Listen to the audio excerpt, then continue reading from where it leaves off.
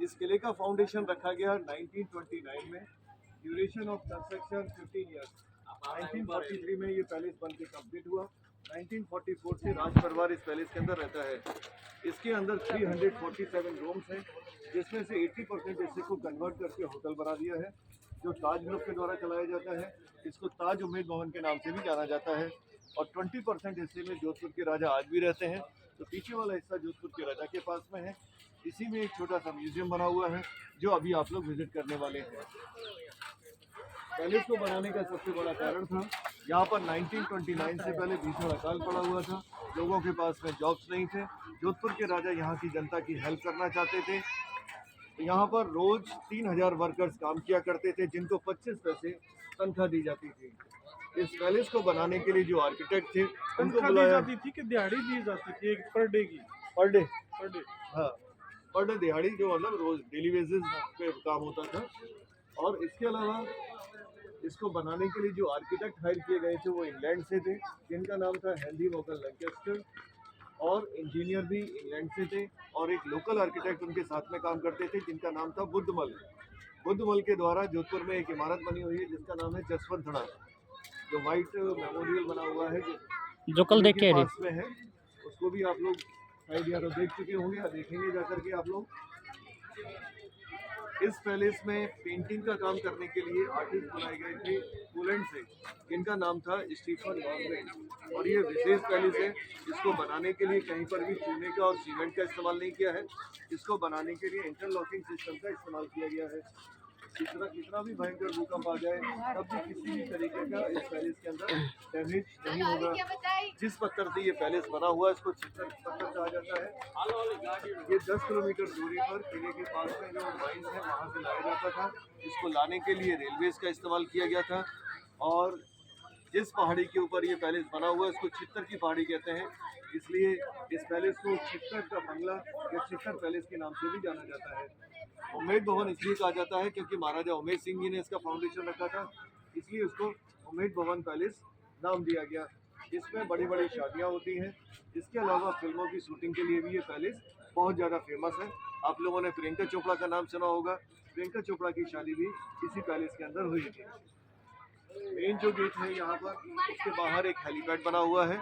तो प्रियंका चोपड़ा की शादी में जो भी वीआईपी गेस्ट आए थे, उनको एयरपोर्ट से लेकर के यहाँ तक हेलीकॉप्टर से लाया गया। इस पैलेस के अंदर आप लोग 7 कमरे विजिट करेंगे। तो सबसे पहला कमरा है, जिसको हम लोग दीवाने आम कहते हैं। वो कमरा इस्तेमाल किया जाता था। राजा आम लोगों से वहाँ पर भेंट किया करते थे। उसमें अभी महाराजा उमेद सिंह जी के समय के चित्र लगे हैं। और जब ये पैलेस कंस्ट्रक्ट हो रहा था, उस समय के चित्र बनाए गए हैं। आप लोग हैं मारवाड़ में, जो भीषण गर्मी के लिए जाना जाता है। यहाँ पर टेम्परेचर होता है 45 डिग्री प्लस। तो उससे बचने के लिए दीवारें मोटी रखी जाती हैं और डुअल सीलिंग रखी जाती है। यहाँ भी आप जब अंदर एंट्री करेंगे, तो वहाँ पर आपको दोहरी सीलिंग देखने को मिलेगी। इसके अलावा ऊपर 2 चित्र बनाए गए हैं, जो ऑयल पेंट से तैयार किए गए हैं। ऑयल पेंट की खासियत होती है, जितना दूर से आप चित्र देखते हैं, उतना ज़्यादा खूबसूरत दिखाई देता है।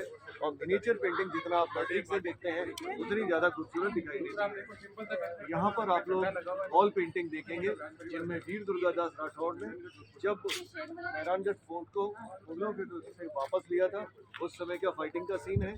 और एक पेंटिंग के अंदर शादी का दृश्य दिखाया गया है। जब आप लोग हॉल से बाहर निकलेंगे, तो अगले कमरे के अंदर आप लोग देखेंगे टैक्सीडर्मी। आप लोग समझते हैं टैक्सीडर्मी? टैक्सीडर्मी जो होता है, जो जिन जानवरों को मार दिया जाता है बिना हंटिंग के द्वारा, उनको भूसा भर करके उनको स्टफ करके रखा जाता है। उनका भी आपको बहुत प्यारा कलेक्शन आपको देखने को मिलेगा लेपर्ड्स का। अभी जो जोधपुर के राजा हैं, जिनका नाम है महाराजा गज सिंह जी।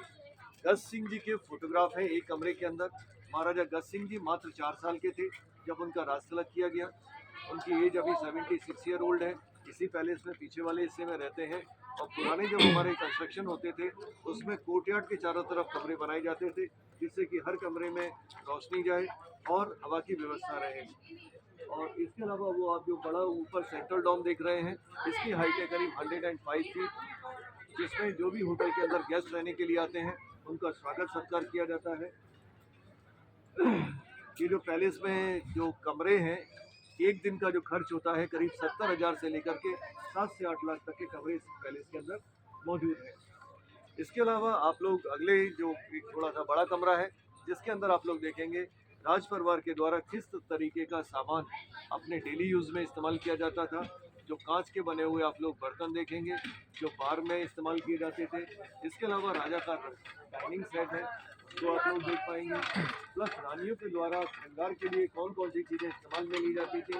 और पुराने ज़माने में जब भी आप लोग कोई कलर्ड ग्लासेस देखते हैं तो वो बेल्जियम से मंगाए जाते थे। जोधपुर का जो परिवार है भगवान राम के वंशज है, सूर्यवंशी राजपूत है। तो यहाँ पर भगवान राम से रिलेटेड, रामायण से रिलेटेड कुछ चित्र बनाए गए हैं। उस कमरे का नाम है ओरिएंटल रूम। जब आप लोग ओरिएंटल रूम में जाएंगे तो वहाँ पर जो फ्लोरिंग है लकड़ी की बनाई गई है,